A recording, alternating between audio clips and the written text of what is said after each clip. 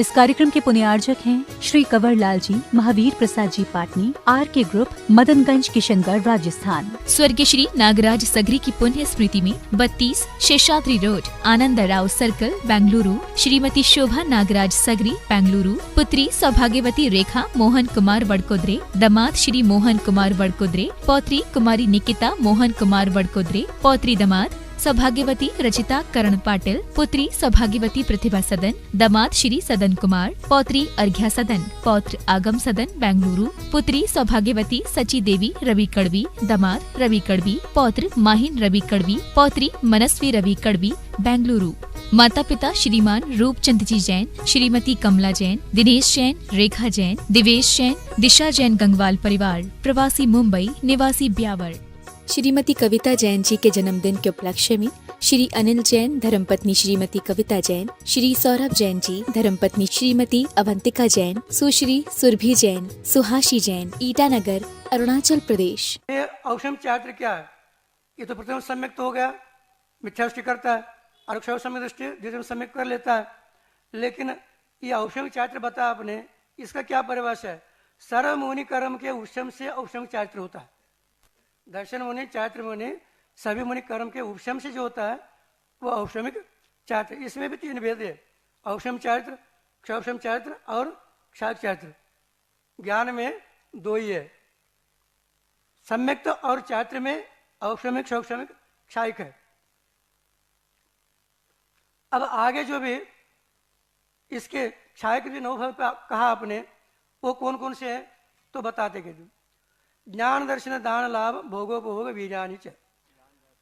इसमें ज्ञान क्षायिक भाव के क्षायिक ज्ञान, क्षायिक दर्शन, क्षायिक दान, क्षायिक लाभ, क्षायिक भोग, क्षायिक उपभोग, क्षायिक वीर्य, और उसी प्रकार क्षायिक सम्यक्त और क्षायिक चारित्र।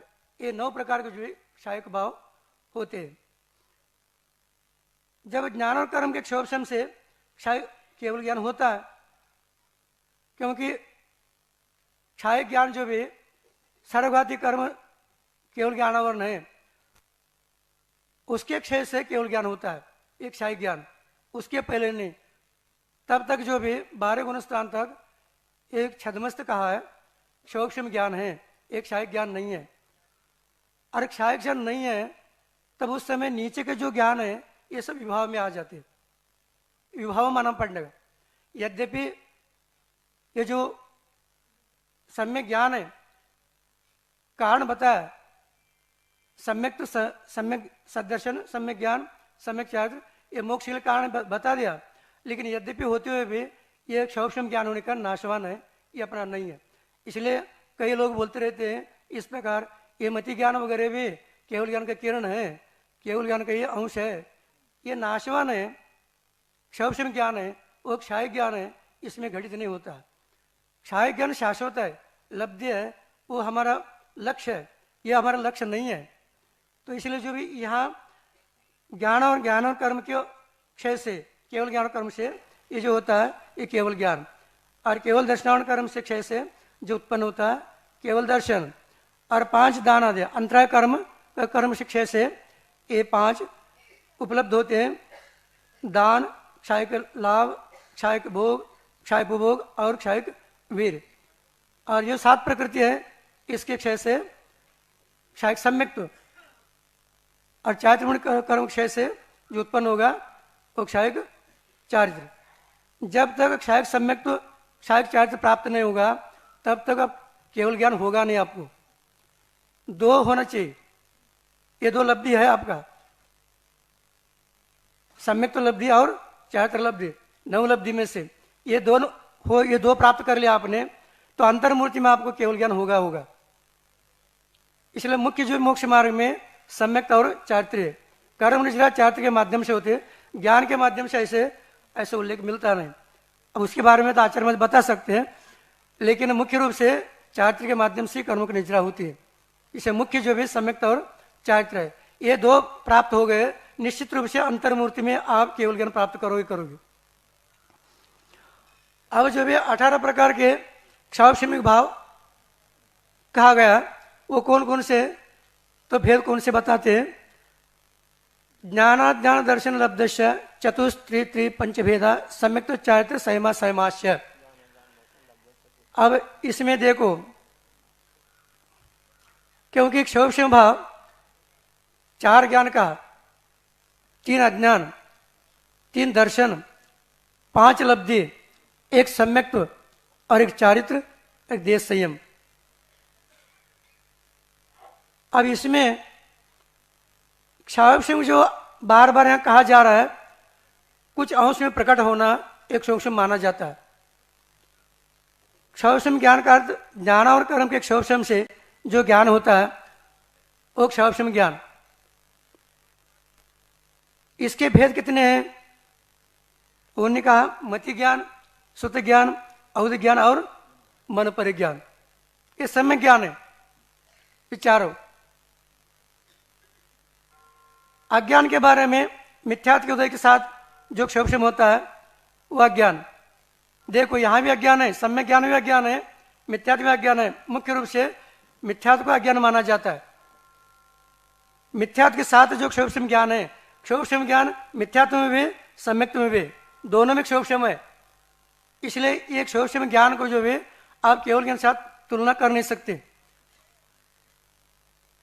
कुमति, कुश्रुत, को ज्ञान, ये जो 3 अज्ञान है। दर्शनावरण कर्म के क्षोभ से जो सामान्य केवल ज्ञान अवलोकन होता है उस दर्शन कहते हैं। उसके प्रकार को जो भी सामान्य प्रतिभास होता है, जब इसे चक्षुदर्शन कहते हैं। चक्षुदर्शन, अचक्षुदर्शन, अवदर्शन, ये जो भी भेद किया है दर्शनावरण में। चक्षुदर्शनावरण कर्म क्षोभ से जो चक्षुन्द्रिय से होने वाला ज्ञान है, उसके पहले पदार्थ का जो भी सामान्य अवलोकन होता है ना, प्रतिभास होता है, उसको चक्षुदर्शन कहते हैं।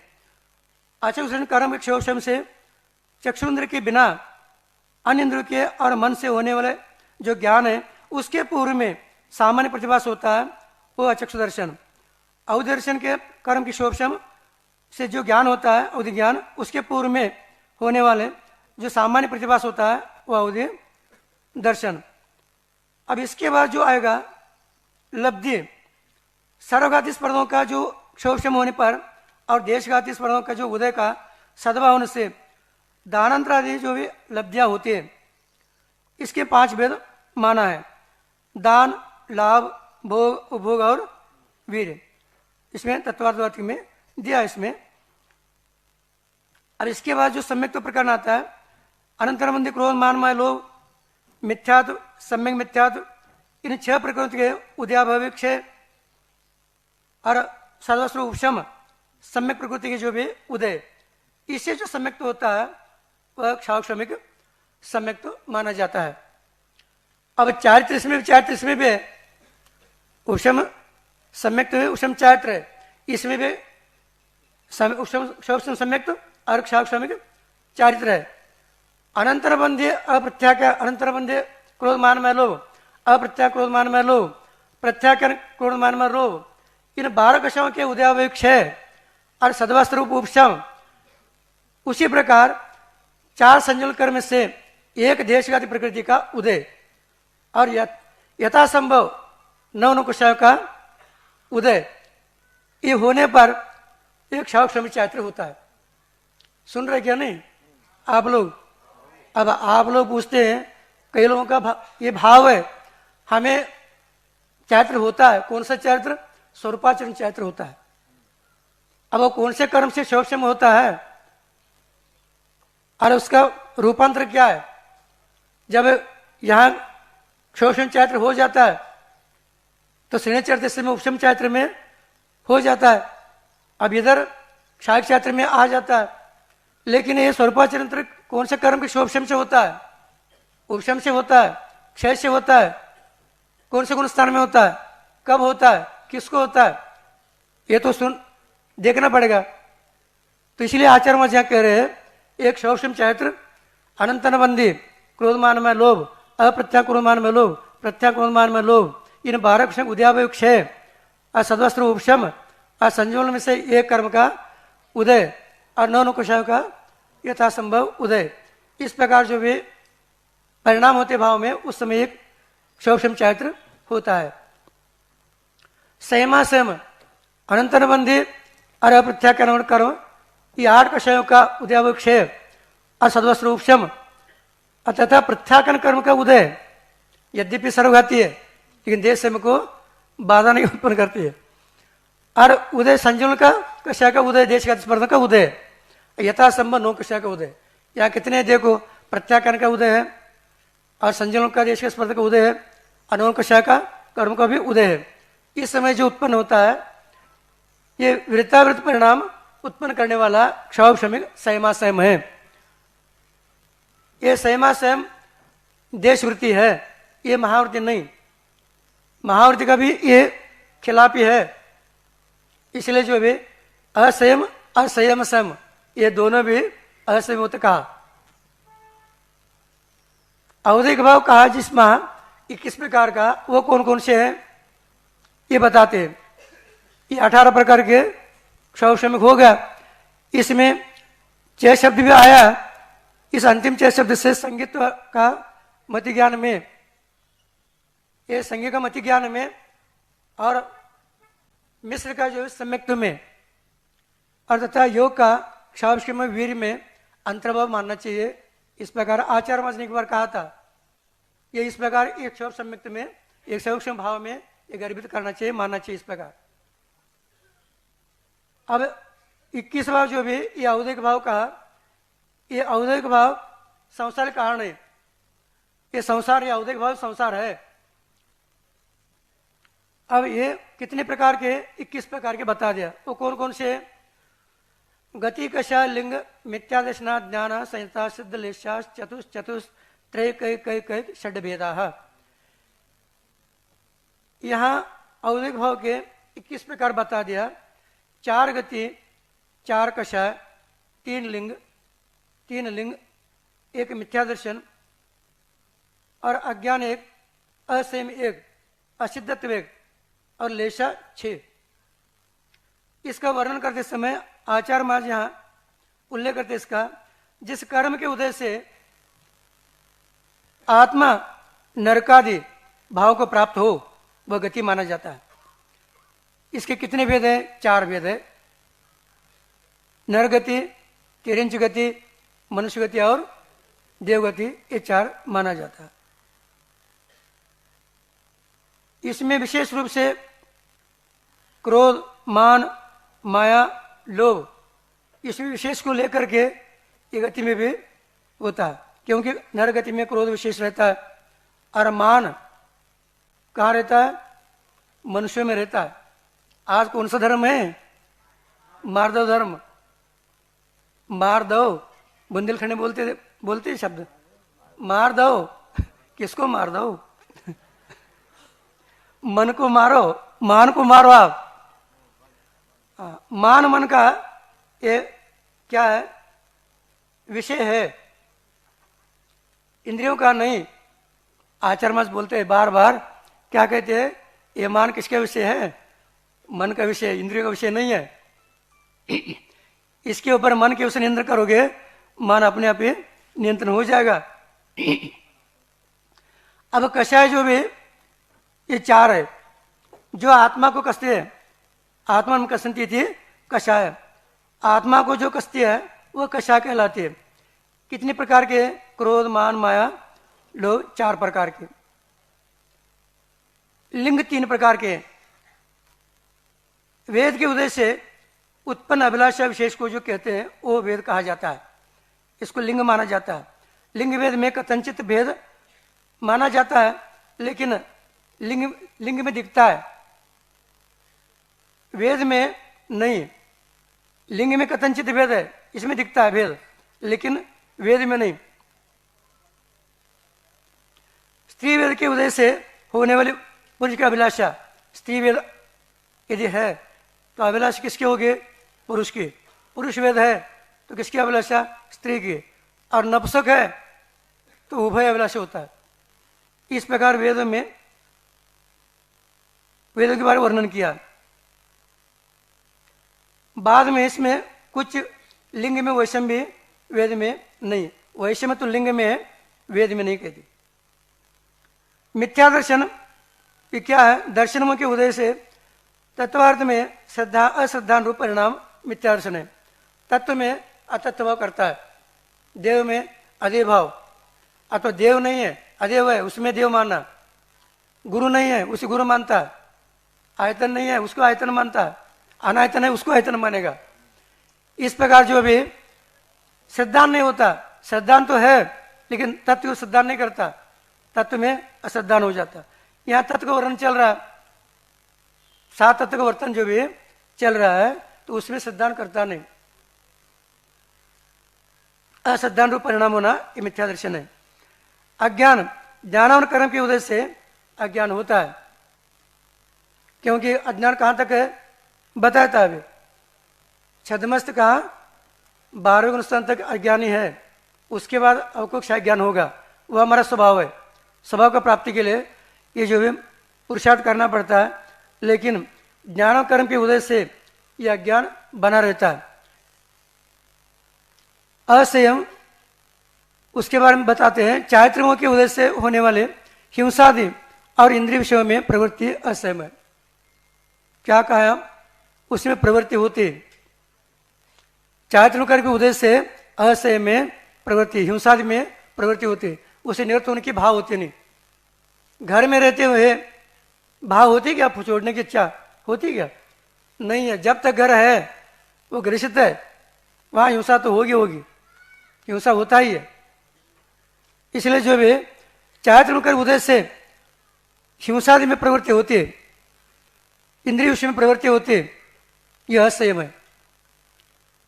असिद्धत्व, अनादि कर्मबद्ध जो भी ये आत्मा के सामान्य सभी कर्मों के उदय से असिद्धत्व भाव होता है। कर्म कितने 8 प्रकार के हैं, सभी कर्म के उदय से यह असिद्धत्व भाव हो जाता है। और जब तक असिद्धत्व है तब तक संसार में, असिद्धत्व जब तक है ये संसार है, संसार का कारण है, संसार है, तब तक अशुद्ध है। जब असिद्धत्व चला जाएगा तब शुद्ध बन जाओगे। शुद्ध कब होंगे फिर, यदि असिद्धत्व भाव है तो अरिंद में भी है, क्यों अशुद्ध औदिक भाव है वहां पर भी, तो तब तक अशुद्ध है। अशुद्ध भाव जाएगा तब शुद्ध बनोगे, तब शुद्ध बनने के बाद ही शुद्ध बनोगे, उसके बिना शुद्ध है नहीं। क्योंकि अनंत के भी अनंत चतुष्ट का 4 चतुष्ट का और सिद्धों का 8 गुण का, 8 गुण अनंत को नहीं कहा तो 8 गुण प्रकट नहीं हुआ अभी, अब अशुद्ध है संसार में। अब आगे सूत्र आएगा उसके बारे में। लेशा के बारे में, लेशा के मूल 2 भेद है, द्रव्य लेशा और भाव लेशा। वर्ण नाम कर्म की वजह से उत्पन्न हुआ जो शरीर है उसका वर्ण है, ये द्रव्य लेशा है। और कषाय से उदय से अनुरंजित योग की प्रवृत्ति जो भी है उसके भाव लेशा कहा जाता है। इसमें भेद है, कृष्ण लेशा, नील लेशा, कापोत लेशा, पीत लेशा, पद्म लेशा और शुक्ल लेशा। अति क्रोधी है, वह न छोड़ता हो, ऐसा जो भी स्वभाव वाला, झगड़ा करने वाला, कृष्ण लेशा वाला।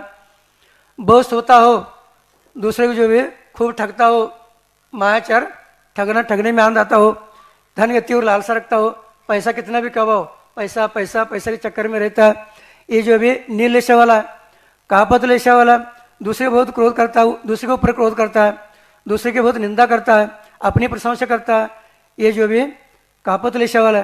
पीत लेशा वाला कार्य आकार को जो भी जानता है, सेवनीय असेवनीय इसके बारे में भी जानता है और सबको समान रूप से देखता है। दया दान में प्रीति रखता है, जिस प्रकार आप लोग दान करते हैं, दया भाव में, दान में, इसमें प्रीति रखता है, ये जो भी पीत लेशा वाला होता है। पद्म लेशा वाला जो त्यागी हो, भद्र परिणामी हो, सरल स्वभाव, शुभ कार्य में उद्यम रहता है, ये पद्म लेशा वाला। शुक्ल लेशा न पक्षपात करता है, न निदान करता है, सब में समान भाव रखता है, इष्ट अनिष्ट राग द्वेष न करता है, पुत्र में स्त्री में भी रागी न होता है, सब शुक्ल लेशा वाले ये लक्षण है। इस प्रकार जो भी ये लेशाओं का वर्णन होगा। आगे जो भी 3 प्रकार का जो परिणाम भाव कहा है उसके भेदों के स्वरूप का कथन करते हैं।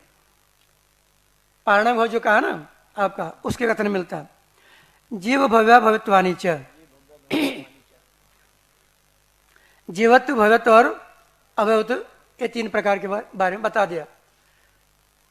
अब चेतन को जीवत्व कहते हैं, जिसके सम्यक दर्शन आदि भाव प्रकट होने की योग्यता है, वो भव्यत्व है, वो भव्य है। सम्यक दर्शन ज्ञान चाहते उससे प्रकट हो क्षमता है, तो वो जो भी भव्य है। जिसके सम्यक दर्शन आदि भाव प्रकट होने की योग्यता नहीं है, तो वो अभव्य है। अब जीव का लक्षण बतलाते हैं, क्या है? उपयोग लक्षणम, क्योंकि लक्षण के माध्यम से पदार्थ को जो भी पहचान होती है, उसी प्रकार जीव का पहचान कैसे? तो उसका लक्षण के माध्यम से। उपयोग लक्षणम जो कहा गया, ये जीव का लक्षण क्या है? उपयोग है। ज्ञान लक्षण नहीं है, लेकिन लक्षण तो उपयोग है। आत्मा का उपयोग क्या है? लक्षण है। ज्ञान गुण है।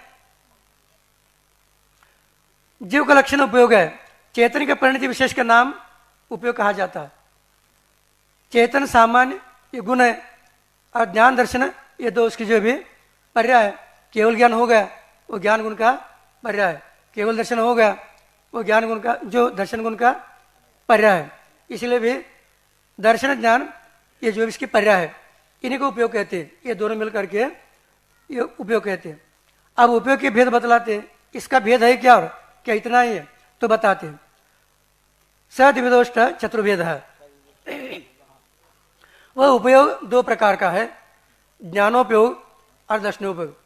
उनमें ज्ञानोपयोग 8 प्रकार का और दर्शनोपयोग 4 प्रकार। जो वस्तु को जो विशेष रूप से ग्रहण करता है, उसे ज्ञानोपयोग कहलाते हैं। उसको ज्ञानोपयोग कहते हैं। विशेष रूप से ग्रहण करता है वो ज्ञान, और सामान्य रूप से सत्ता को ग्रहण करता है वो दर्शन। इसमें मति ज्ञानोपयोग, शुद्ध ज्ञानोपयोग, अवधि ज्ञानोपयोग, मन पर ज्ञानोपयोग, केवल ज्ञानोपयोग, कुमति ज्ञानोपयोग, कुशुद्ध ज्ञानोपयोग और विभंग ज्ञानोपयोग, इस प्रकार 8 भेद। और दर्शनोपयोग में चक्षु दर्शनोपयोग, अचक्षु दर्शनोपयोग और अवदर्शनोपयोग, केवल दर्शनोपयोग, इस प्रकार 4 भेद बता दिया। अब जीवों के भेद बतलाने के लिए सूत्र बताते हैं। जीवों के भेद कितने? ये उपयोग हो गया, उपयोग भेद। अब जीवों के भेद बतलाने के लिए बताते अगले सूत्र। संसरणो मुक्ताश्य, ये जीव जो भी एक संसारी है और एक मुक्त है, ये 2 है। संसारी जो भी वो अशुद्ध है और मुक्त है वो शुद्ध है। इसमें क्लियर हो जाता है शुद्ध कौन है, अशुद्ध कौन है। मुक्त है वो किससे मुक्त है? कर्मों से मुक्त है। कर्म कितने प्रकार के? भाव कर्म, द्रव्य कर्म और नो कर्म। ये तीनों कर्म से मुक्त है वो जो भी मुक्त है, शुद्ध है। और तीनों कर्म से सहित है वो संसारी। संसरणम संसार, ये कर्म में भ्रमण करना, भटकने का नाम ये संसार है। ये अशुद्ध है संसार में, और मुक्त में वो शुद्ध माना जाता है। ये संसारी और मुक्त के भेद से 2 प्रकार। कर्म से जीव को संसारी और कर्म जीव को इस मुक्त जीव कहा जाता है। संसार जीव में उपयोग बदलता रहता है और मुक्त जीव में नहीं, स्थिर रहता वहां। उत्पाद और द्रव्यता में यह बदलना अलग है, लेकिन यहाँ उपयोग एक साथ नहीं होते। कभी दर्शनोपयोग, कभी ज्ञानोपयोग, ऐसा। और वहां ऊपर जाने के बाद, केवल ज्ञान होने के बाद युगपद होते रहते हैं। संसार जीव जो कहा गया उसका भी 2 भेद बताया। इसको बतलाने के लिए अगले सूत्र अब बता देते हैं। समनस्कः मनस्कः, संसार जीव संगी एवं असंगी के भेद से 2 प्रकार के होते हैं। अब संगी कौन है, असंगी कौन है, इसके बारे में जानते हैं तो बताते हैं। हे उपाधि के जानने में सहयोग करना, लाभ अलाभ में सहयोग करना, इष्ट अनिष्ट में सहयोग करना, मोक्ष मार्ग में विशेष योगदान, ये जो उसका होता है उसका नाम भी मन है और संगी है। मन वाला होता है वह संगी, और मन रहित होता है वह असंगी। मनस्क अमनस्क, ये जो कहा गया, जो मन से सहित मनस्क है और मन से रहित अमनस्क है। 1 इंद्र से 4 इंद्र तक जो भी होते हैं ये असंगी नियम से होते हैं,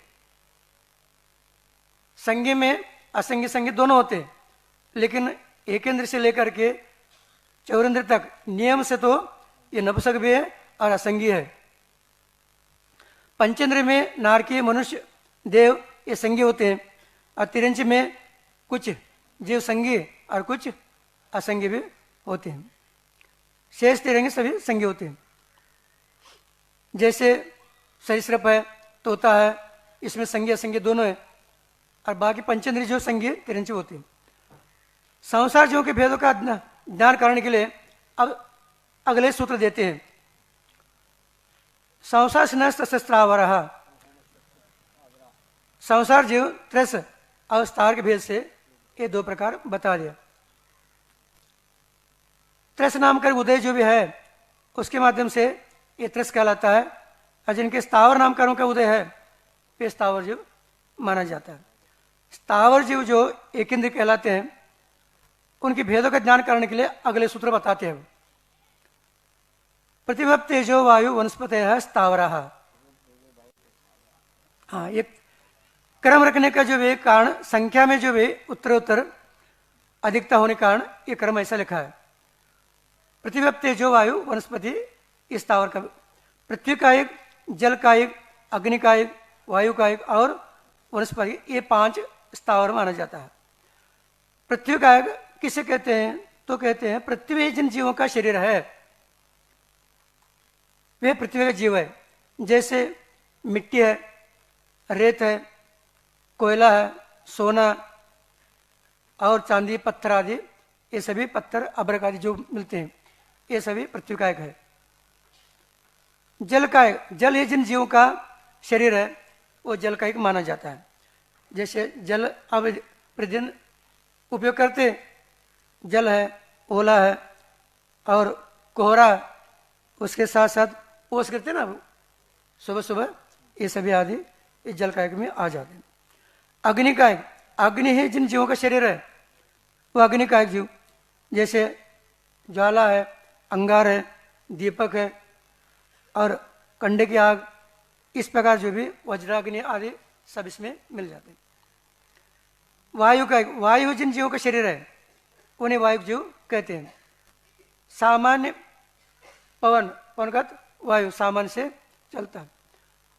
घनवात वाले, तनवात वाले के जो भी मिलता है इसका भी, ये सभी वायु का में आ जाते। वनस्पति का एक, वनस्पति जिन जीवों का शरीर है वे वनस्पति का जीव माना जाता है। जैसे पेड़ है आदि, अन्य जो भी झाड़ी झंकार वगैरह, और आपको फसल जो भी आती है ये सब वनस्पति में आ गई। आप भक्षण क्या करते हैं? आप वनस्पति लेते हैं, प्रतिदिन खाते क्या है? वनस्पति है। तो यहाँ पर भी वनस्पति जो भी वृक्ष आदि मिल जाते, हो जाते। अब त्रस को उन्हें बताते, अगले सूत्र उसके लिए बताते त्रस कौन होता है। द्विंद्रिय त्रसाह,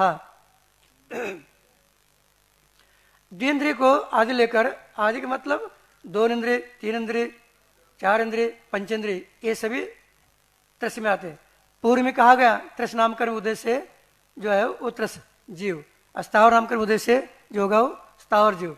अब ये त्रस 2 इंद्रिय से ऊपर जो रहते हैं वो त्रस जीव है। 2 इंद्रिय, 3 इंद्रिय, चतुर्ंद्रिय, पंचेंद्रिय। 2 इंद्रिय कौन कौन से हो? स्पर्शेंद्रिय, रसनेंद्रिय, ये 2 इंद्रिय, लट आदि, सीप है, कोड़ी है, शंख है आदि।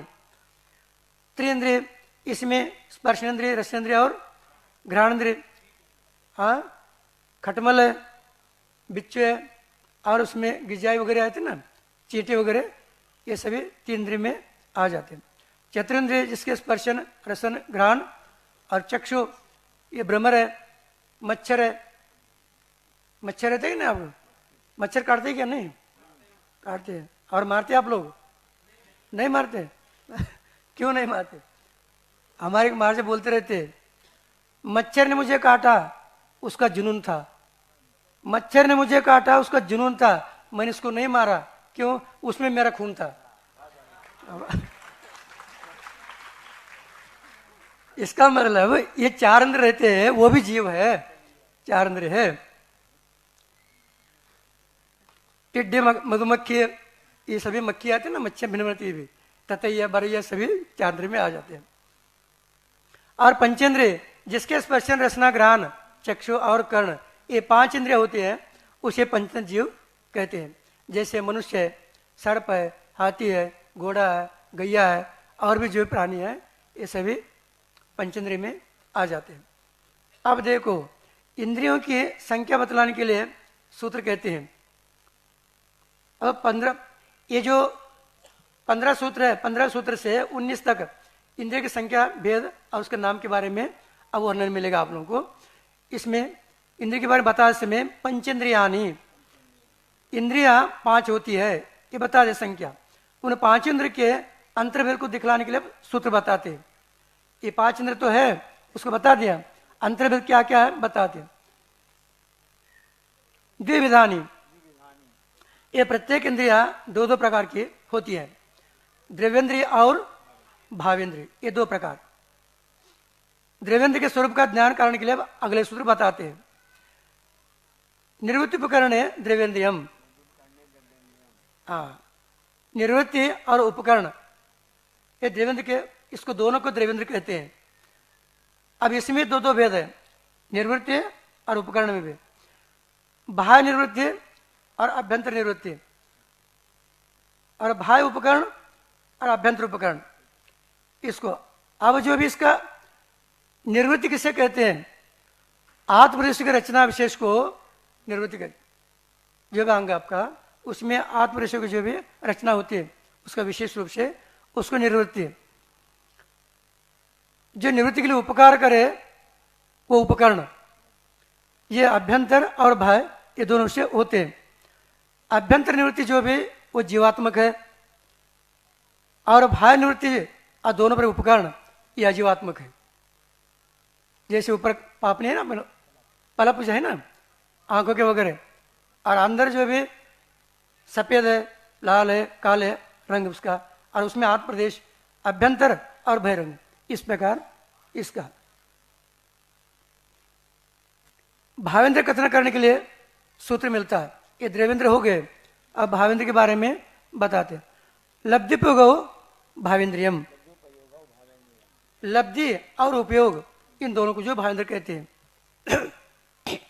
ज्ञान और कर्म का जो शोषम है वो लब्धि, और लब्धि के निमित्त से आत्मा का जो परिणाम होता है वो उपयोग।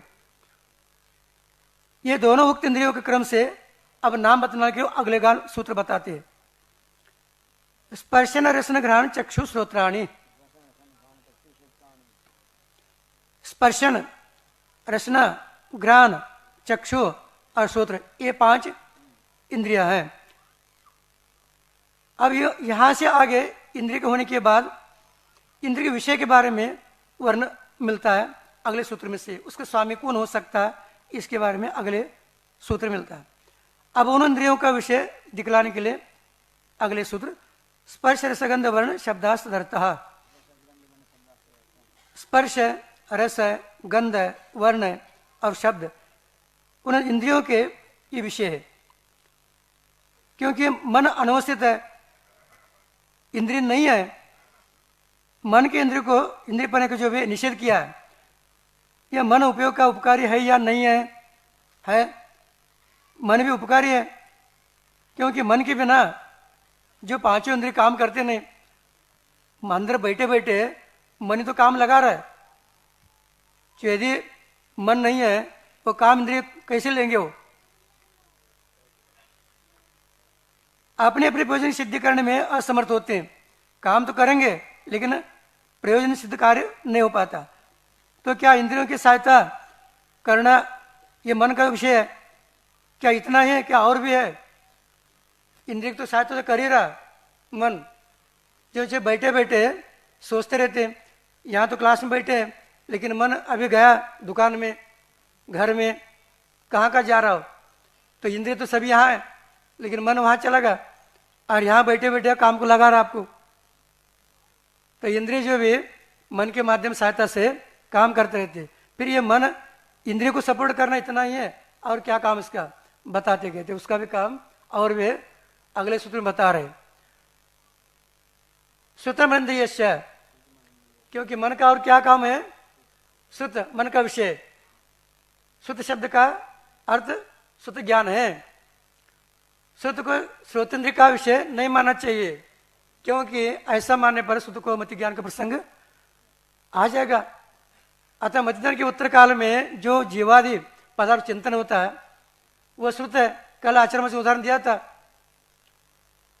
शुद्ध जो भी अवान्तर जो भी ज्ञान होता है, मति ज्ञान और शुद्ध ज्ञान। मति ज्ञान का जो भी ज्ञान है मति पूर्वक होगा, लेकिन उसके बाद उसके माध्यम से ज्ञान होता है वो शुद्ध ज्ञान। जीवार पद का चिंतन है वह शुद्ध है।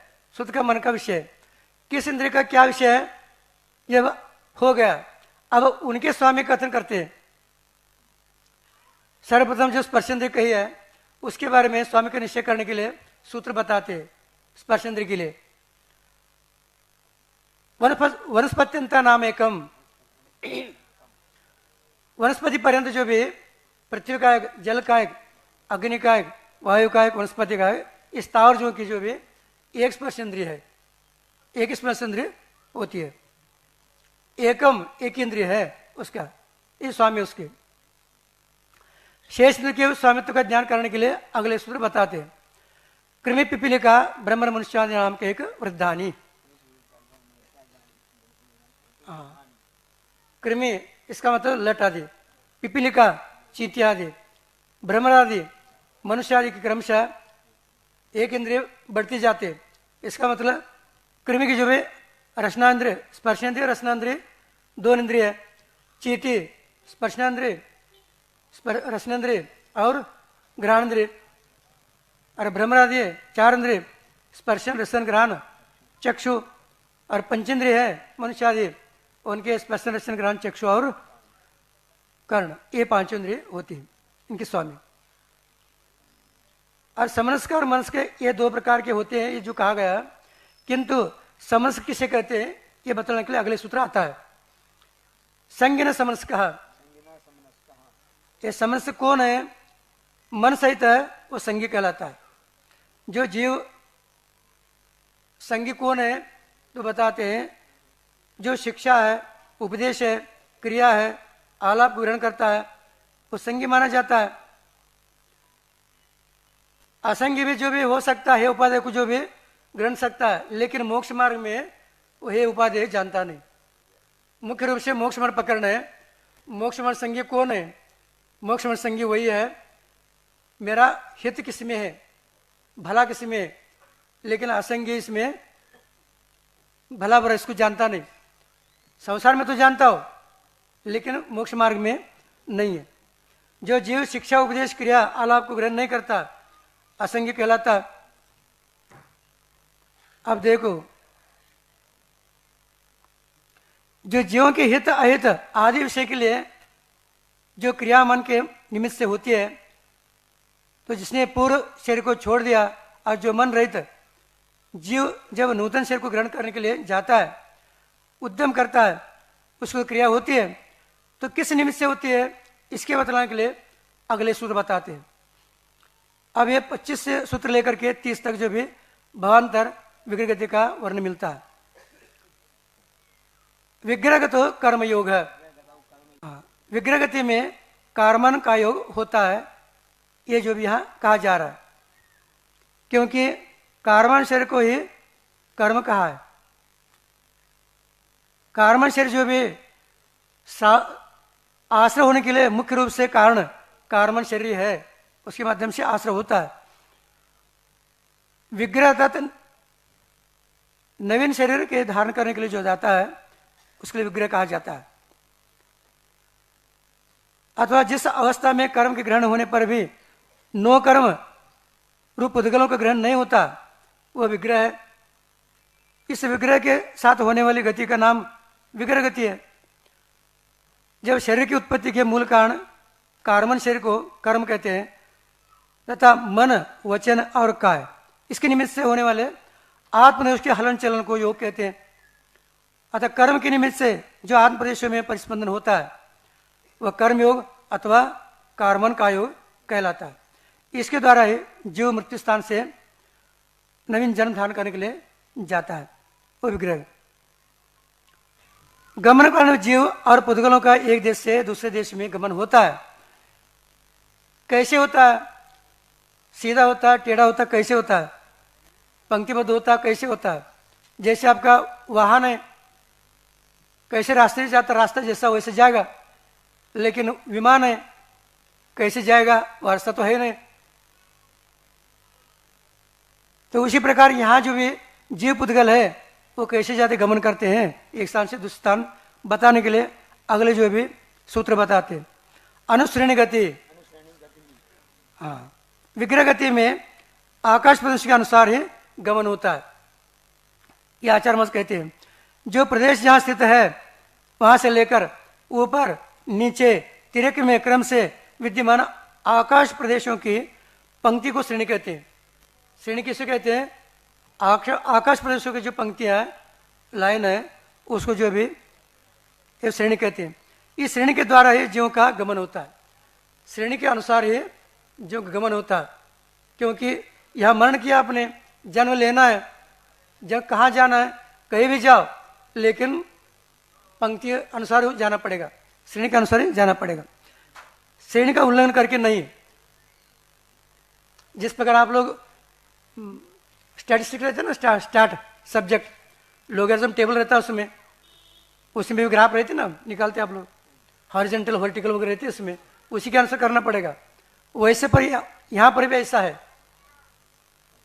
अब फिर भी गति विशेष का ज्ञान करने के लिए सूत्र कहते हैं अविग्रह जीवस्य, सिद्ध जीवों के मोड़े से रहित गति होती है, एक समय में सीधा यीशु गति से चले जाते हैं।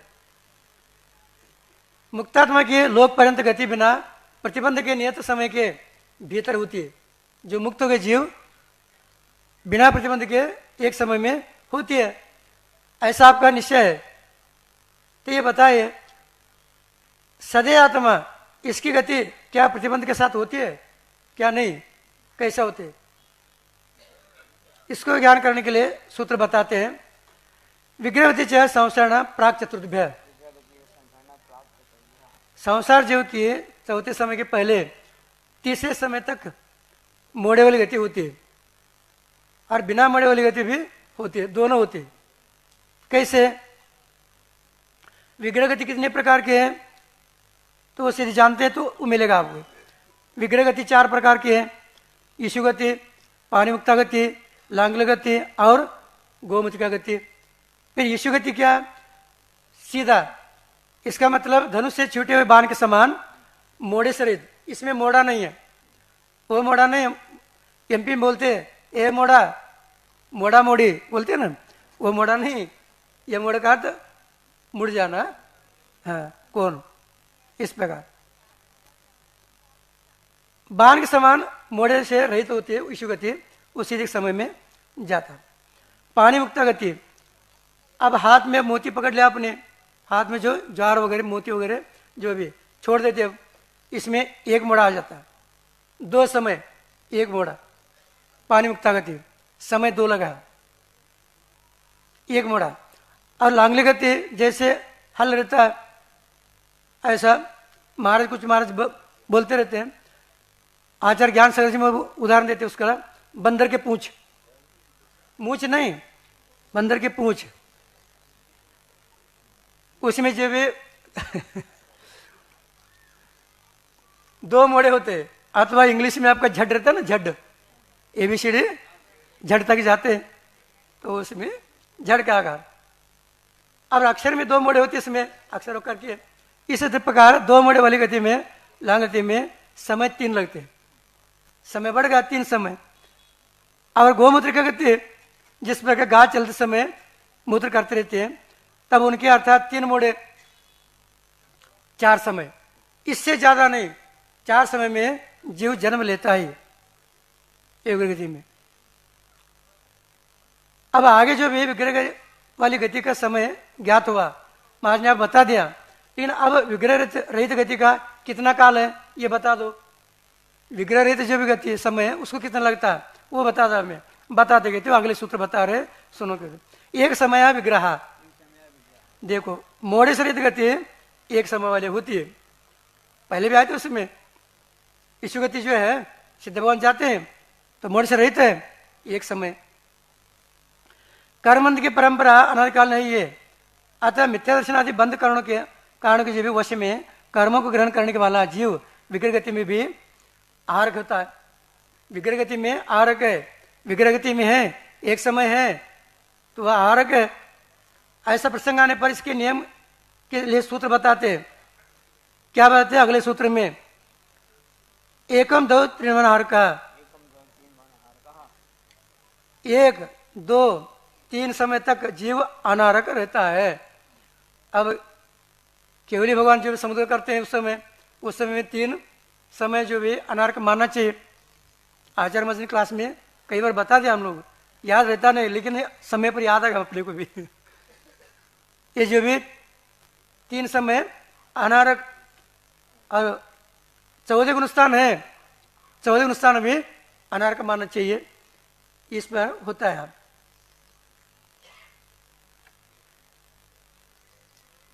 तीन शरीर अर्थात औदारिक, वैकृक, आहारक और 6 पर्याप्त के योग्य प्रतिकूलों के ग्रहण करने को आहार कहते हैं। आहार वर्ण ग्रहण करना या आहारक। 3 शरीर और 6 पर्याप्त योग्य प्रतिकूल वर्णों को जो ग्रहण नहीं करता वह अनारक है, क्योंकि जन्म में भी तब से माना जाता है। आहार वर्णा को ग्रहण कर लेता है तब से जन्म माना जाएगा। विग्रह गति में आहार ग्रहण नहीं कर रहा है तो कैसे जन्म वहां नहीं है। नामकरण का उदय आवश्यक है, जब नामकरण उदय होगा तब से जन्म माना जाएगा। विग्रह के बारे में जानकारी के लिए अब इसमें कहा गया था। अब आगे शरीर की उत्पत्ति भेदों की प्रतिक्रिया के लिए सूत्र बताते हैं। अब यहां से जन्म योनि और जन्म का स्वामी का कथन मिलता है। समूर्चन गर्भपाद जन्म, समूर्चन गर्भ और उत्पाद ये जन्म की भेद बतला है। समूर्चन जन्म किसे कहते हैं? जो चारों ओर के वातावरण से शरीर के योग्य प्रतिकूल ग्रहण करता है। उनके लिए जो भी स्त्री पुरुष की आवश्यकता नहीं है, वातावरण के माध्यम से परमाणु ग्रहण का आहार ग्रहण करके वो अपने शरीर को बना लेता है, वो समूर्चन। जिस प्रकार उदाहरण है लोह चुंबक रहता है, आयस्कांत है ना आपका, वो योग्य जो भी लोहे को जो भी अपनी ओर खींचता है, उसी प्रकार कर्म के उदय में ये जीव जो भी वातावरण में है अपने शरीर को बना लेता है आहार कर, ये समूर्चन जीव। गर्भ जन्म, इसमें माता के उदर में रज और वीर के परस्पर ग्रहण होता है, मिश्रण हो जाता है, इससे होने वाले जन्म को गर्भ जन्म कहते हैं। माता, अथवा ये भी कह सकते हैं माता के द्वारा उपभुक्त जो आहार है उसके कारण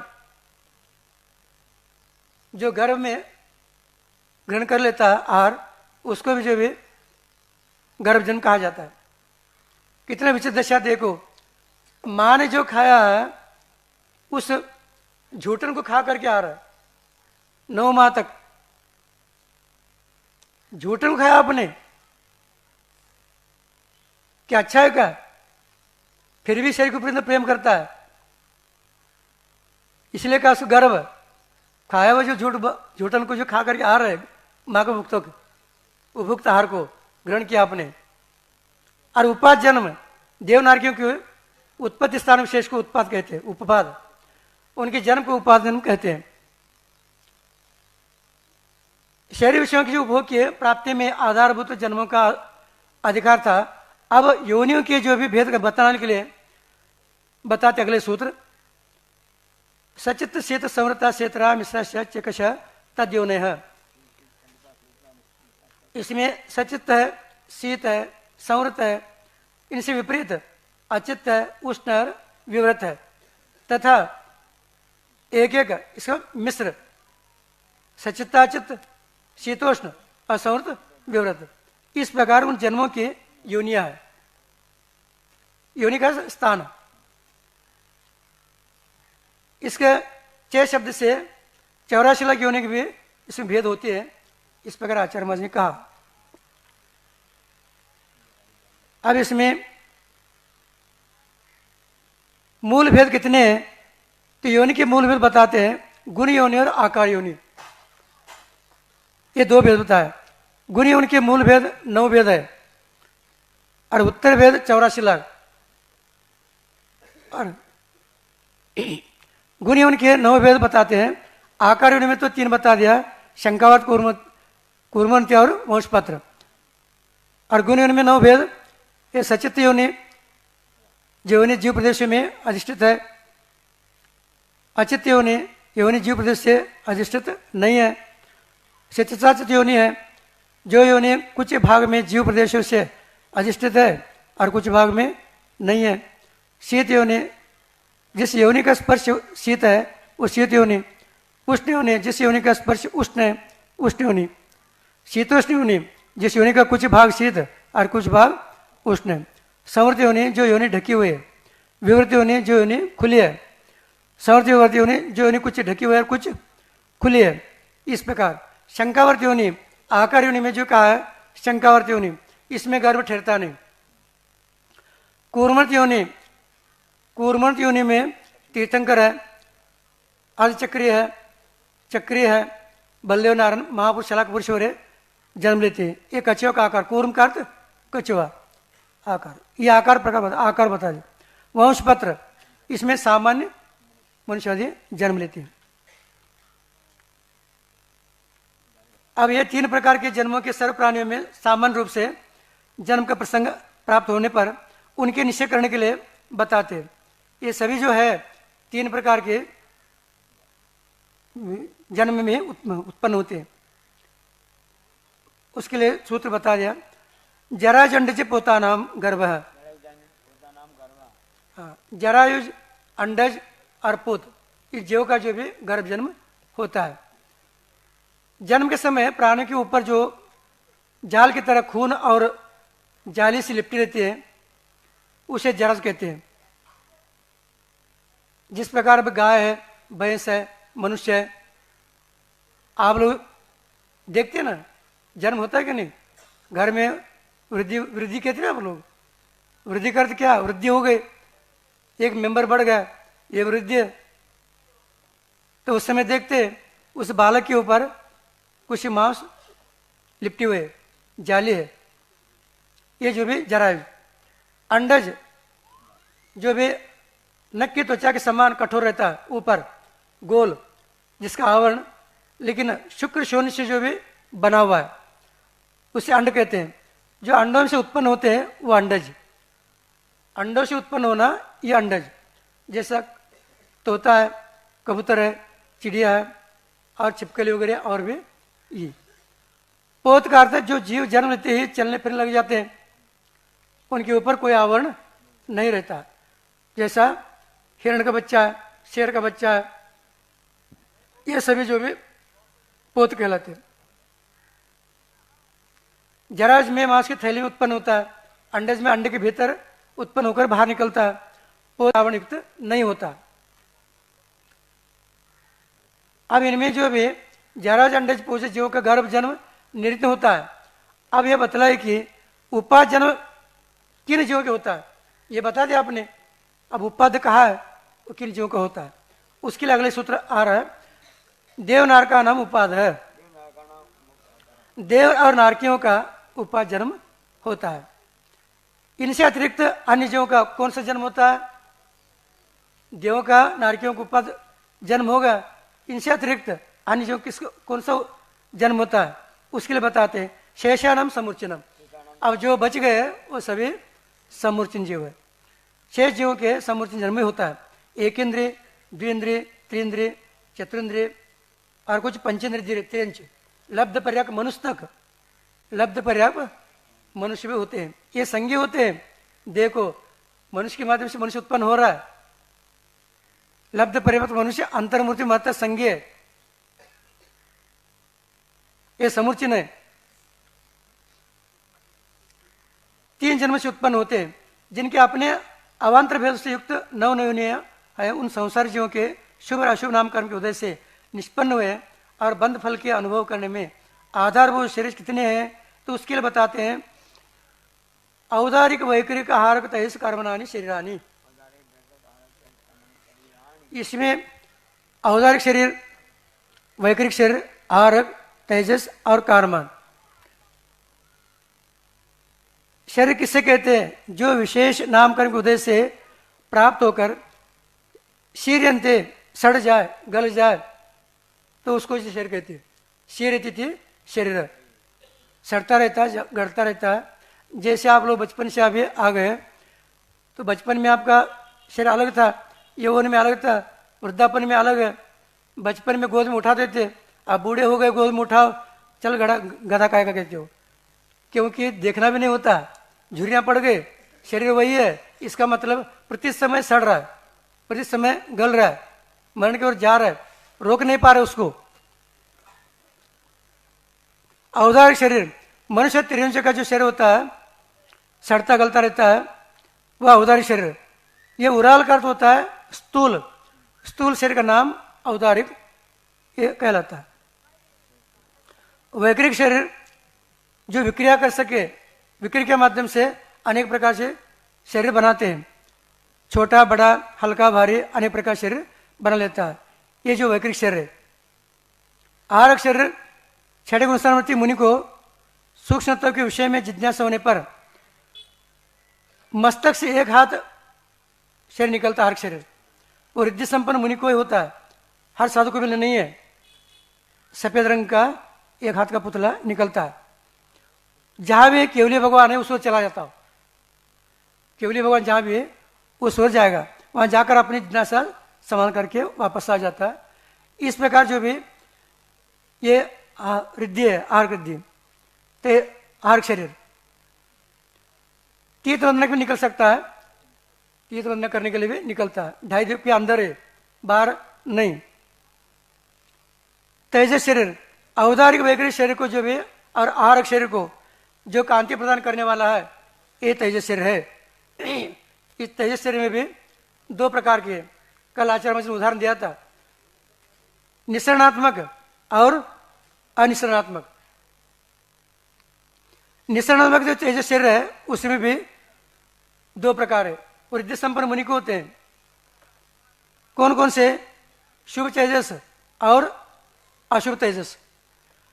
यदि शुभ तेजस निकलता है सब शुभ हो जाएगा, और अशुभ तेजस निकलता है तो सब बर्बाद हो जाएगा, कुछ बचेगा नहीं। 9 योजन चौड़ा है और 12 योजन लंबा है, उस चैपेट में जो भी आएगा वो सब समाप्त। देखो ये क्रोध कारण होता है, कैसे क्रोध सबसे खतरनाक क्रोध है, और उससे ज्यादा मान कशा है। माने मरने के लिए भी और मारने के लिए भी वो डरता भी नहीं। मान कारण तो क्रोध आ रहा है, मान नहीं है तो क्रोध कहां से आएगा। तो इसी प्रकार जो भी यहाँ अशरीरात्मक जो भी है वह औदारिक शरीर, वैक्रिक शरीर और आहार शरीर के लिए कांति प्रदान करने वाला। और कार्बन शरीर जो भी है यह ज्ञानोदय 8 कर्मों के समूह को, ये पहले भी आया था, कार्बन शरीर इसको कहते हैं। जिस प्रकार इंद्रिया औदारिक शरीर को जानते हैं, ये दिखने वाला जो शरीर है स्थूल शरीर, इंद्रिय जानते इसमें, उस प्रकार अन्य शरीर को क्यों नहीं जानते इंद्रिय? तो बताते कहते क्यों नहीं जानते, अगले सूत्र बता रहे, सुनो कहते परम परम सूक्ष्मम। आगे के शरीर जो भी सूक्ष्म सूक्ष्म है, जैसे औदारिक शरीर है स्थूल है, इससे वैक्रिक शरीर सूक्ष्म है, वैक्रिक शरीर से भी आहारक शरीर सूक्ष्म है, और इससे तेजस शरीर सूक्ष्म है, तेज से भी कार्बन शरीर सूक्ष्म है। यदि उत्तरोत्तर शरीर सूक्ष्म है तो प्रदेश की अपेक्षा भी उत्तर हीन होना चाहिए, नहीं कहते हो, आचार्य मत कहते हैं, उसके लिए बता रहे, सुनो कहते हो अगले सूत्र में। प्रदेश तो संख्या गुणम प्राप्त साध। हाँ, तेजस शरीर से पूर्व के शरीर, ये देखो यह शब्द बहुत मार्के का है। तेजस शरीर से पूर्व के शरीर प्रदेश से अपेक्षा असंख्यात गुणे है। इसका मतलब तेजस और कार्बन शरीर ये दोनों के पूर्व से संख्या, ये जो भी ऐसा गणित हो सकता है।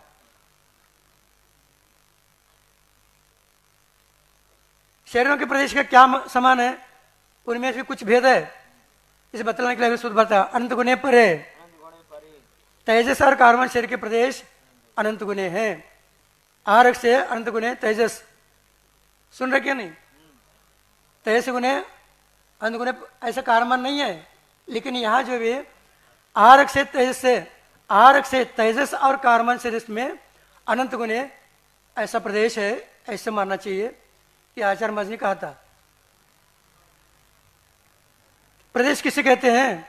तो कहते हैं एक परमाणु आकाश का जितना स्थान घेरता है वो प्रदेश है। आगे शरीर के सूक्ष्म एवं प्रदेश असंख्यात गुण अंत गुणे होते। कैसे? उदाहरण बताए। जब उस प्रकार उदाहरण के माध्यम से लड्डू है आपका, मक्के का लड्डू है, सुन रहे क्यों नहीं?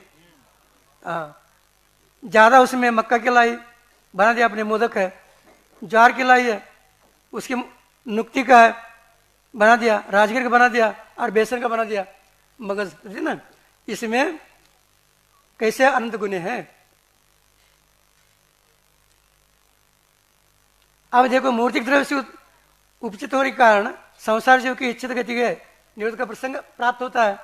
नहीं कहती हो, ये कोई दोष नहीं है, क्योंकि हम बता रहे उसके लिए। अप्रतिघाते, ये दोनों शरीर कैसा है? हाँ, अप्रतिघात है, मतलब तेजस और कारमान प्रतिघात के लिए प्राप्त नहीं होते। तेजस और कारमान शरीर समस्त लोक में किसी भी मूर्तिक पदार्थ से न स्वयं रुकते हैं और किसी को रुकते हैं। अग्नि सूक्ष्म परिणाम का कारण उदाहरण बता दिया। लोहा डाल दिया आपने, अग्नि लोहे में चला गया, तो उसी प्रकार ये दोनों शरीर जो भी घात को प्रतिघात को प्राप्त नहीं होते। इन दोनों शरीर में कि इतनी विशेषता है और विशेषता है बतलाते के लिए। अनादि संबंध च, ये दोनों शरीर आत्मा के साथ अनादि संबंध वाले हैं और नहीं भी है। क्या कहा? अनादि संबंध का नहीं भी। ये दोनों कैसे? क्योंकि इसमें जो भी पुद्गल परमाणु जो भी वर्गना है ये बदलते रहते, इस अपेक्षा से नहीं भी है। तेजस कारमान वर्गना है बदलते रहते। संसार क्षय होने तक उनका जीव के साथ संबंध रहता है। ये तेजस कारमान शरीर किसी जीव के होते हैं, इस सामान्य से सबके होते हैं। तो बताते अगले सूत्र, सर्वस्व, ये दोनों शरीर सभी संसार जीवों के होते हैं। एक साथ कितने शरीर संभव है? तो बताते तदानी भाज्यान युग से पिन्ना चतुर्भ्या। हाँ, यहाँ संभव शरीर के बताते हैं। किसी जीव के दो शरीर तेजस कार्बन होंगे, विग्रह गति में रहते हैं, और किसी जीव के जो भी यहाँ एक साथ तीन होते हैं, अवतारिक, तेजस और कार्बन। किसी जीव के चार होते हैं, अवतारिक नहीं आहारक।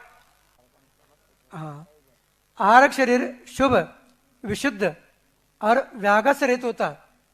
यह आहारक शरीर कैसा होता है? शुद्ध है। शुद्ध का सप्त धातु से रहित लगाना चाहिए। यह लब्धि से प्राप्त होता है, विशुद्धि भी होता है, शुभ भी है और व्याघात से रहित भी होता है। यह प्रमत्त सहित मुनिराज के ही होता है।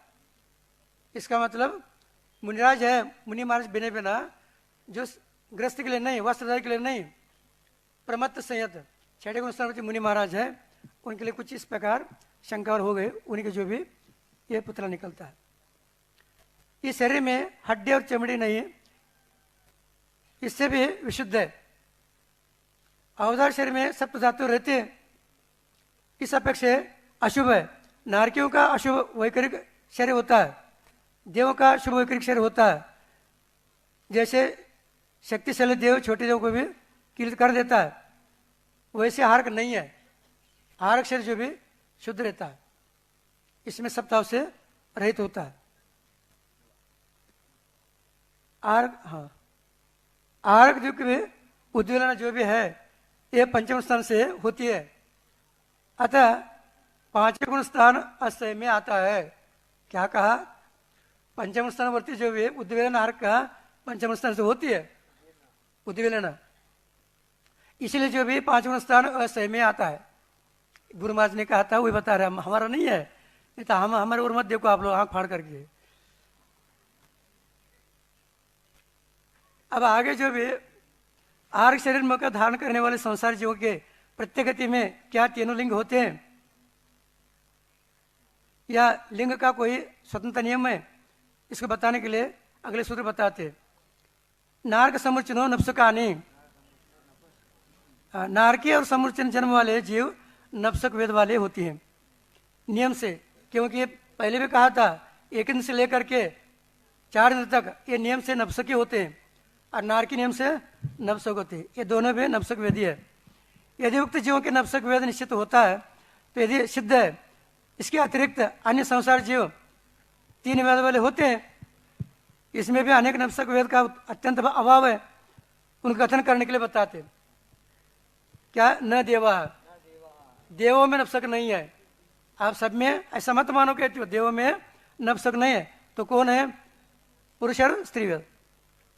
इसके अतिरिक्त जो भी वेद वाले होते हैं उसके लिए बताते हैं। शेषा स्त्री वेदा, जो बचे हुए मनुष्य और गर्भ तिरंच, ये 3 वाले होते हैं। इसमें वैश्य में मनुष्य तिरंच में पुरुष वेद भी, नपुंसक वेद भी और स्त्री वेद भी, ये 3 होते हैं।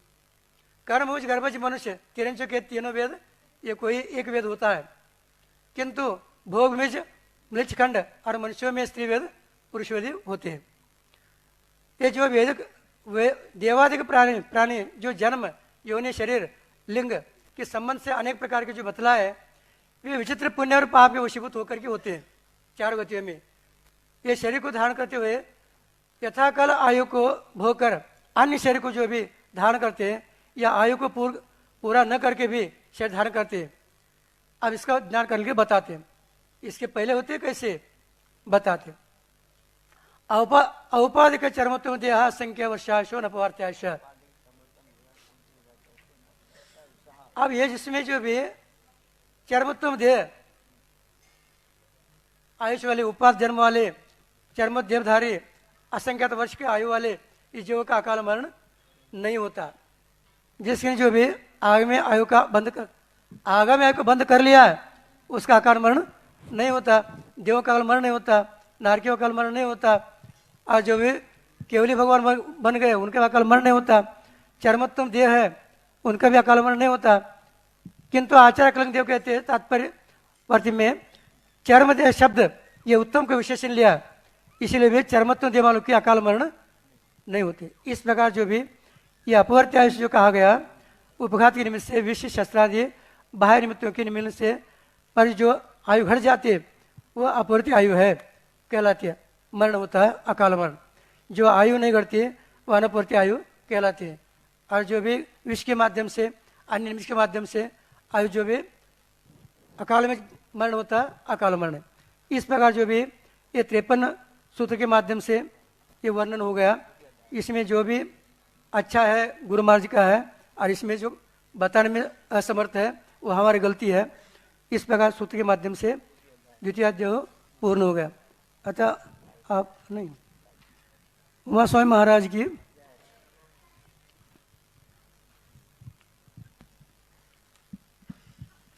आचार्य जी का पूजन शुरू करेंगे।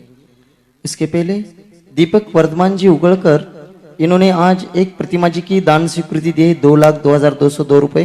वो आएंगे और आचार्य जी को यहाँ शास्त्रदान करेंगे। उनका आज जन्मदिन है, उनको जन्मदिन की बधाइयाँ। आज हर रोज यहाँ आचार्य जी का प्रवचन तत्वार सूत्र का क्लास जो शुरू है वो जिनवानी चैनल पर लाइव शुरू है, उसका आप सब लोग लाभ ले सकते हैं। उकड़कर परिवार चला लवकर।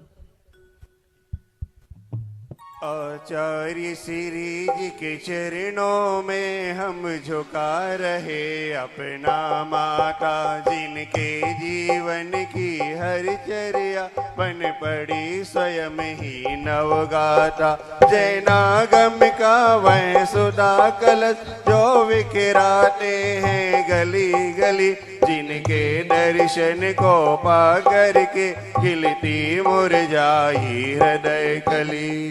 ओम रूम परम पूज्य संत श्रवण्याचार्य भगवान विद्यासागर जी महामुनीन्द्र अत्र अवतर सौष्ठिति आह्वाननम अत्र तिष्ठ तिष्ठट स्थापनम आत्रम सन्निदोष स्थापनम सनदीकरणम। जग के वैभव को पाकर मैं निस दिन के साल मस्त रहा, चारों गतियों की ठोकर को खाने में ही अव्यस्त रहा।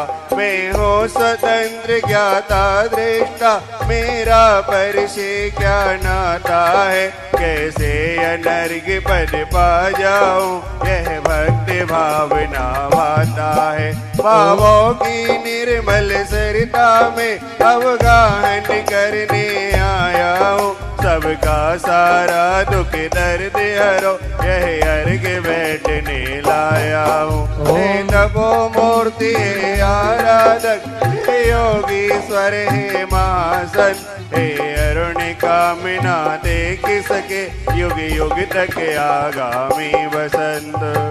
ओम रूम परम पूज्य संत श्रमणी आचार्य भगवान विद्यासागर जी महामुनिंद्राय अक्षयपद प्राप्तय संसार तापनाशनाय चंदनम निरूपामिति स्वा, अक्षयपद प्राप्तय अक्षतम निरूपामिति स्वा, कामवान विनाशनाय पुष्पम निरूपामिति स्वाहा, क्षुधारोग विनाशनाय नैवेद्यम निरूपामिति स्वा, मोहनदत्कार विनाशनाय दीपम निरूपामिति स्वाहा, अष्टकर्म धनाय धूपम निरूपामिति स्वाहा, महा मोक्ष फल प्राप्तय फलम निरूपामिति स्वाहा, अनर्घ्यपद प्राप्तय अर्घ्यम निरूपामिति स्वाहा। बाओं की निर्मल सरिता में अवगाहन करने आया हूँ, सबका सारा दुख दर्द हरो, यह अर्घ बैठने लाया हूँ। हे तपो मूर्ति हे आराधक, हे योगीश्वर हे महासन, हे अरुण कामना देख सके, युग युग तक आगामी वसंत। ओम रूम परम पूज्य संत श्रमणी आचार्य भगवान विद्यासागर जी महामुनिंद्राय अनर्घ्यपद प्राप्तय जयमाला पूर्णार्घ्यम निरूपामिति स्वाहा। उकळकर परिवार लवकर या शास्त्रात या लवकर। करता हूँ नमन तुम्हें मैं। जिनवाणी जग मैया जन्म में दुख मेट दो, जन्म में दुख मेट दो, मरण दुख मेट दो। जिनवाणी जग मैया जन्म दुख मेट दो। नमस्तु भगवान, नमस्तु नमस्तु। आज की इस पावन बेला पर हम सब लोगों को उद्बोधित करें। नमस्तु भगवान, नमस्तु नमस्तु।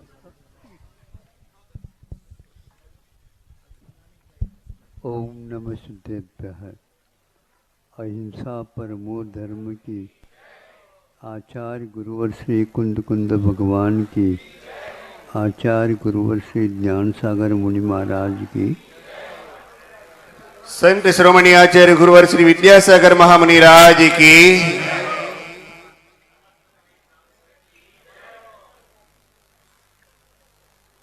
आप लोगों ने अभी द्वितीय अध्याय का संक्षेप से विवेचन सुना है।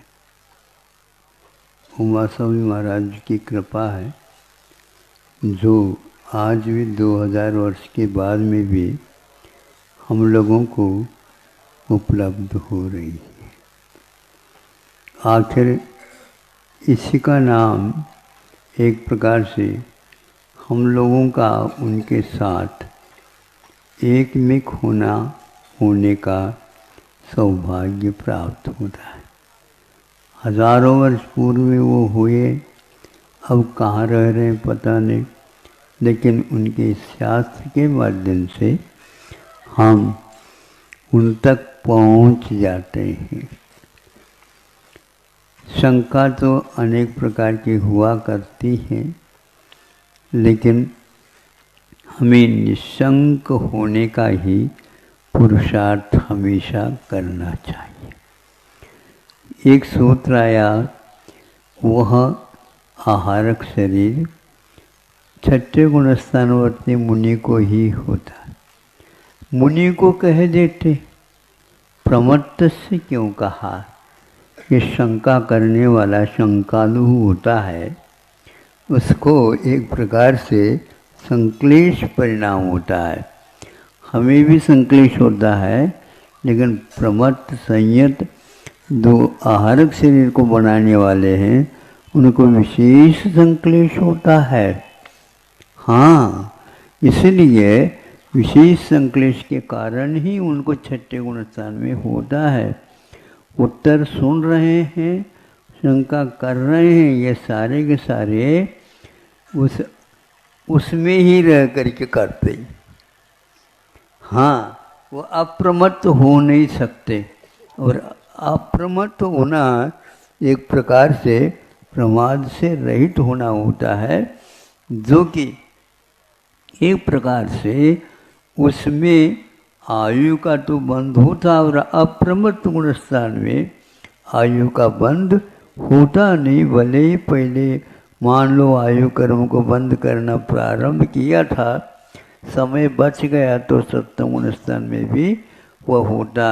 इस प्रकार बंधन में डालने वाला वह गुणस्थान है, इसलिए आप लोगों को बंधन से मुक्त होना है, ये एक बात है।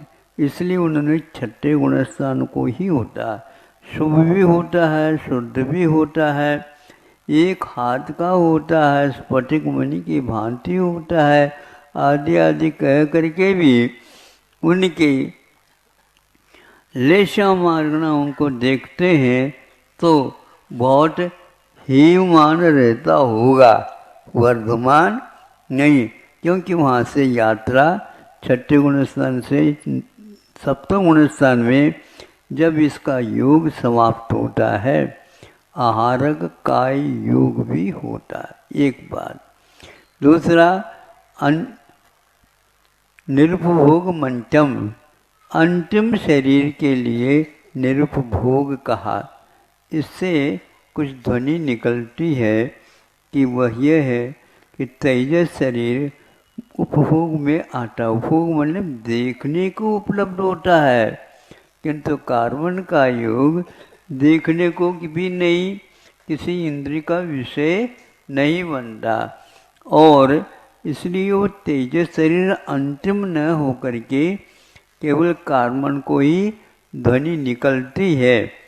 फिर भी इसके उपरांत भी कहीं भी यह स्पष्ट नहीं किया कि वह उसके पास एक हेतु दिया है, उसके पास योग बनाने की क्षमता नहीं है। कार्बन के पास तो है, किंतु तेजस शरीर के पास नहीं। तुलना प्रदेशों के अपेक्षा से जो की गई अल्पभूत को लेकर के, उसमें भी यही घटित होता है, अनंत गुणे परे सूत्र के द्वारा। किंतु वह तेजस शरीर से तो यह अनंत गुण है, किसकी अपेक्षा से? आहारक शरीर की अपेक्षा से। किंतु वह कार्बन काय के साथ तो उसका क्या संबंध है, ये यदि विचार करते हैं तो उन दोनों को भी मान लेना चाहिए। फिर भी शंका तो होती है। जब इसके उत्तर सही मिलेंगे तब उस समय हम प्रतीक्षित हैं। भले ही हम शंका कर नहीं रहे हैं, लेकिन फिर भी हो जाती है। एक दूसरा और है कि एक समय के लिए, दो समय के लिए, तीन समय के लिए जो आहारक मोड़े वाले में बताया, एक च और लिखा है, उस च से चौथा भी मोड़ा होता होगा ऐसा सिद्ध होता है। किंतु अंतर्मुहूर्त का भी वह 14वां गुणस्थान होता है, उसमें कोई मोड़े नहीं होते, क्योंकि वह समुद्घात का स्वरूप नहीं है।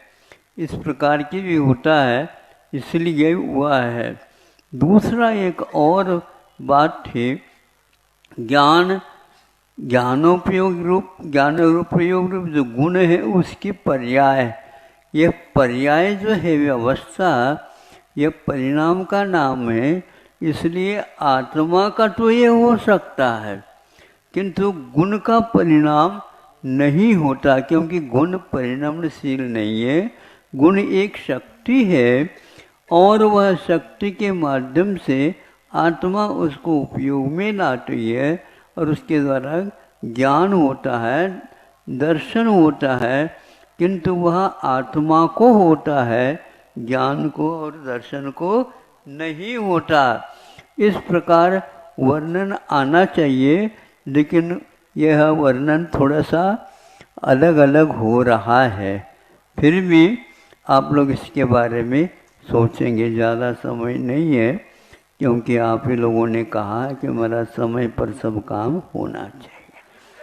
अहिंसा परमो धर्म की। इस कार्यक्रम के पुण्यार्जक थे श्री कंवर लाल जी, महावीर प्रसाद जी पाटनी, RK ग्रुप, मदनगंज, किशनगढ़, राजस्थान। स्वर्गीय श्री नागराज सगरी की पुण्य स्मृति में 32 शेषाद्री रोड, आनंदराव सर्कल, बेंगलुरु, श्रीमती शोभा नागराज सगरी, बेंगलुरु, पुत्री सौभाग्यवती रेखा मोहन कुमार वडकोद्रे, दामाद श्री मोहन कुमार वडकोद्रे, पौत्री कुमारी निकिता मोहन कुमार वडकोद्रे, पौत्री दामाद सौभाग्यवती रचिता करण पाटिल, पुत्री सौभाग्यवती प्रतिभा सदन, दामाद श्री सदन कुमार, पौत्री अर्घ्या सदन, पौत्र आगम सदन, बेंगलुरु, पुत्री सौभाग्यवती सची देवी रवि कड़वी, दामाद रवि कड़वी, पौत्र माहिन रवि कड़वी, पौत्री मनस्वी रवि कड़वी, बेंगलुरु।